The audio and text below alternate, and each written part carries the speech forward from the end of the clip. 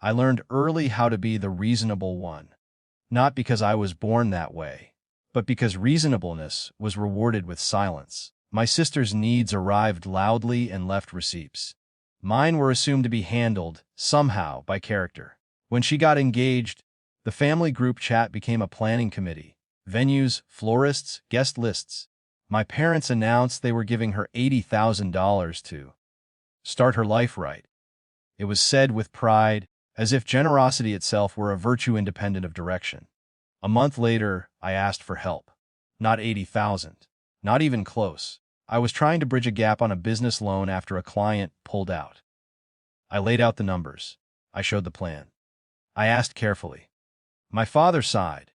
My mother folded her hands like this was a lesson. "You don't deserve help," she said. Not because I'd failed. Because, in her words, I was always trying to prove something. The sentence stuck to me. Deserve. As if help were a prize. As if effort disqualified you from mercy. I didn't argue. I nodded. I paid for my coffee. I went back to work. Cutting contact didn't happen in a dramatic moment. It happened the way frost forms, quietly, overnight, until the landscape is unrecognizable. I stopped initiating calls. I muted the chat. I declined holidays with neutral excuses. The space hurt, then it didn't. Grief thinned into routine. Work became clean. No audience, no updates. I took calculated risks because no one was watching to judge them. I failed privately and recovered without commentary. Success arrived in pieces so small they didn't feel like triumphs. They felt like solved problems. 2 years passed. The house wasn't a goal so much as a consequence. A place near the water because mornings mattered more than statements. Glass where I wanted light. Walls where I wanted quiet. I didn't post it. I didn't announce it. I moved in with boxes and a plant that kept dying no matter what I did. My sister saw it by accident. She was driving to meet a friend, took a wrong turn, and passed the long driveway. She recognized my last name and the gate because it's a rare one. She slowed. She stared. She circled back. She called my mother crying. "Why does he have that?" she said, like it was a theft, like it had been taken from her. My phone lit up for the first time in years. I didn't answer. Messages followed, confused, then indignant, then pleading. My parents wanted to understand. My sister wanted an explanation.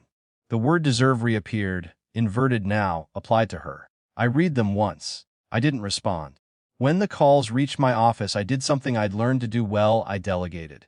My lawyer sent a brief, professional letter. No accusations. No history. Just boundaries.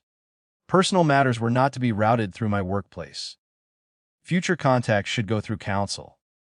The calls stopped. There was no victory in it. No rush. Just the relief of clean edges. Weeks later, my mother sent an email, long, careful, apologetic, without naming anything specific. She said families make mistakes. She said money complicates love. She said my sister was struggling. I closed the email and went for a walk. I thought about the cafe where I'd been told I didn't deserve help. About how that sentence had clarified more than any argument could. About the strange timing of recognition, how it arrives only when there's something visible to recognize. I don't think my sister wanted my house. I think she wanted the story corrected. The one where effort is suspect and need is pure. The one where outcomes validate worth retroactively. I still don't reply. Sometimes, late in the afternoon, the light hits the living room just right.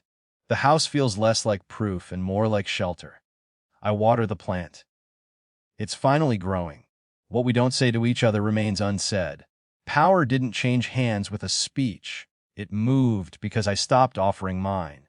And that, it turns out, was help I deserved.